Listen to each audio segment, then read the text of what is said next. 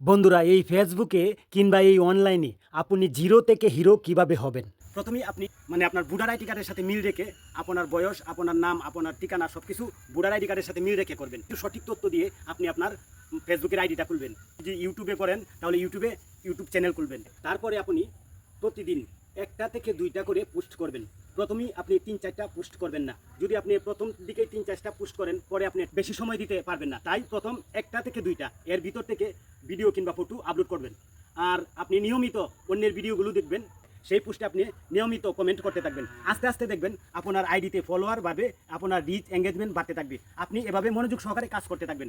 আর আরেকটি কথা মনে রাখবেন, আপনি কখনো অন্যের ভিডিও এনে কারচুপি করে অন্যের ছবি এনে আপনার প্রোফাইলে কিংবা আপনার পেজে আপলোড দিবেন না, কিংবা আপনার ইউটিউব চ্যানেলে আপলোড দিবেন না। আপনি সবসময় চেষ্টা করবেন আপনার নিজের যা কিছু করেন, আপনার নিজের ভিডিওগুলো কিন্তু নিজের মেধা দিয়ে কাটিয়ে এইগুলো তৈরি করে ফেসবুকে আপলোড করবেন।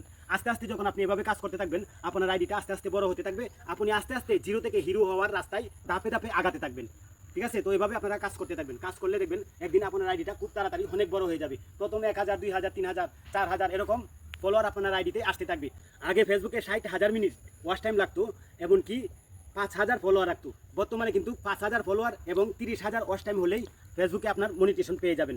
আপনি যখন আপনার আইডিতে নিয়মিত কাজ করতে থাকবেন, মাস 2-1 ভিতরেই, হাইস্ট হলে 3 মাস, এর ভিতরেই আপনি দেখবেন 5000 ফলোয়ার অর্জন হয়ে যাবে।